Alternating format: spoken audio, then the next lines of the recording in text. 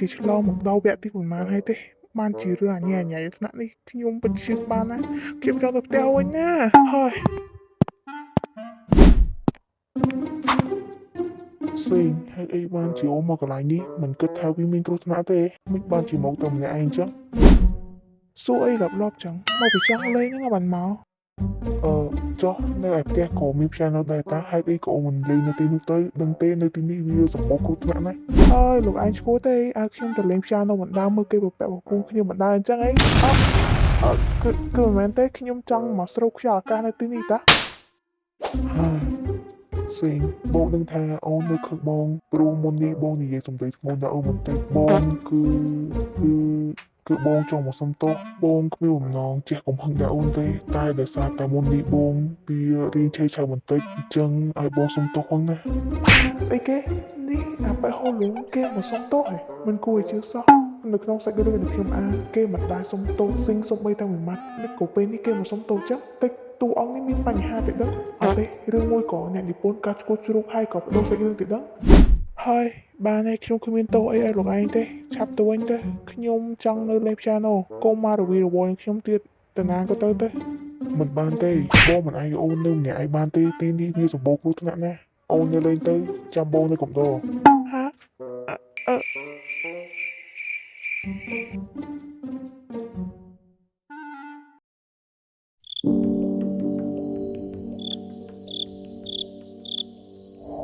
តើគេមានបញ្ហាអីទៅហើយវាបានជាផ្លាយទស្សនៈនេះខ្ញុំមិនដែលឃើញគេបែបនេះពីមុនមកទេហើយទុកស្មាននេះទៅហើយបងនៅតាមមិនទាន់ចូលគេងទៀតទេតើបងកំពុងគិតរឿងអីហ្នឹងគឺរឿងរបស់ស៊ីងកាលពីល្ងាចមិញគេនិយាយពាក្យមួយចំនួនធ្វើឲ្យបងពិបាកចិត្តខ្លាំងណាស់ហានេះតើស៊ីងគេនិយាយអ្វីប្រាប់អូនទៅស៊ីណានមិនក៏មករបស់អូនស្លេកចឹងតើអូនមានបញ្ហាអីហ៎អូនមិនស្រួលខ្លួនមែនទេ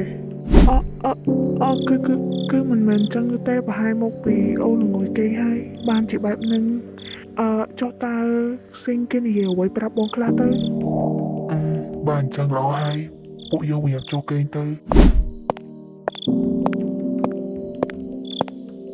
នេះតើស៊ីងគេមិនបានយករឿងរបស់ខ្ញុំទៅប្រាប់បងអូឡងណាហើយហេតុអីក៏គេមិនប្រាប់ចឹងនេះគឺជាសម្បត្តិចូលរួមកម្មវិធីបើសិនជាលោកគិតច្បាស់ពេលណាលោកទៅរកខ្ញុំចោះខ្ញុំនឹងរងចាំលោកគ្រប់ពេលវេលា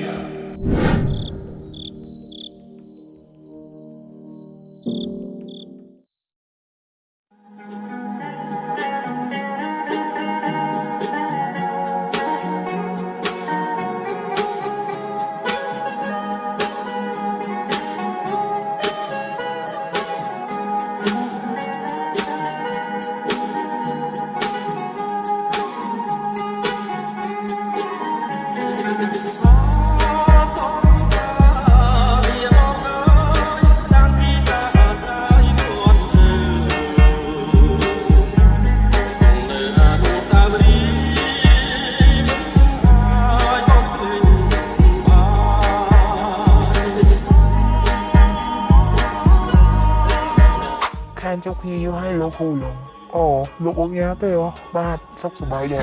ហើយមិនដឹងជាកម្មវិធីស្អីទេគួរធំខ្លាំងណាស់ខ្ញុំចង់ចេញទៅក្រៅទៅវិញតែនៅបន្តិចទៀតប្រហែលជាឈួតខាងទេ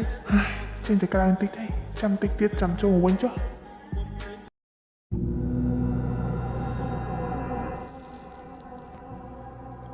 លោកម្ចាស់ពេលនេះគ្រប់យ៉ាងរលូនទៅតាមការរៀបចំទុករបស់យើងហើយពេលនេះវាជាប់អន្ទាក់របស់យើងហើយតើយើងគួរធ្វើអ្វីបន្តទៀតមិនបាច់ធ្វើអ្វីទេទុកឲ្យយើងជាអ្នកចាត់ការវាដោយខ្លួនឯងចុះហើយចេញមកក្រៅបន្តិចទៅមានអារម្មណ៍ថារឿងស្រួលខ្លួនបន្តិចខ្ញុំគិតថាប្រហែលជាហូឡងគេមិនសង្ស័យទេណែចាំបន្តិចទៀតចាំចូលទៅវិញចុះ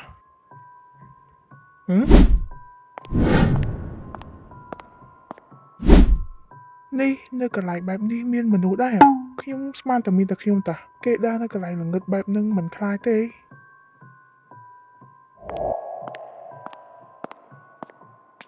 ឈប់សិននេះមិនមែនមានតែម្នាក់ទេដូចជាមាននរណាគេម្នាក់ទៀត វីវហើយមិនស្រួលទេក្នុងដៃរបស់គេមិនក៏បាត់នេះគេចង់ធ្វើអីហ្នឹង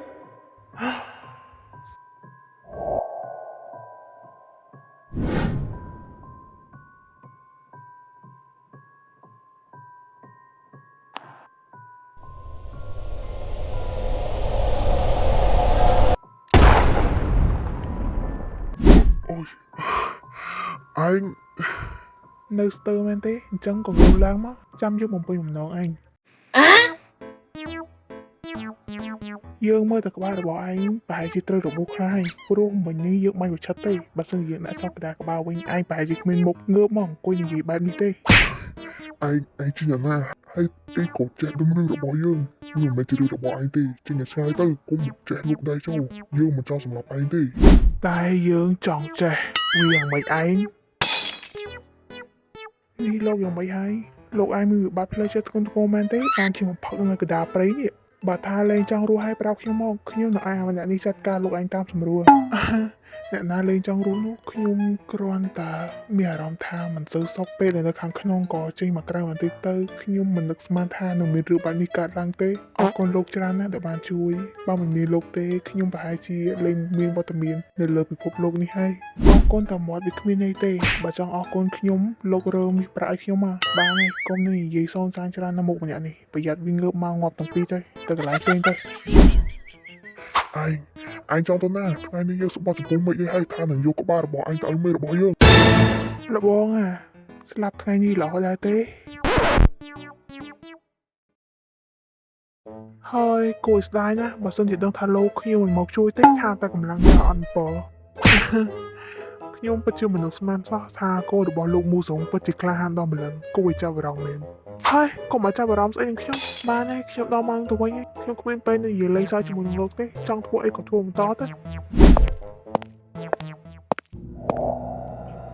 របស់ល្អយ៉ាងនេះមិននឹងសមជារបស់លោកហ៊ូឡុងទៅលោកម្ចាស់មានមនុស្សម្នាក់មករងចាំលោកម្ចាស់យូរហើយគេនិយាយថាគេជាភាពសំខាន់របស់លោកម្ចាស់មកចាំខ្ញុំយូរហើយមែនទេខ្ញុំដឹងរួចហើយថាលោកច្បាស់ជាមកដូច្នេះហើយខ្ញុំបានត្រៀមគ្រប់យ៉ាងរួចអស់ហើយលោកកុំបារម្ភអីតើខ្ញុំពិតជាអាចទុកចិត្តលោកបានមែនទេ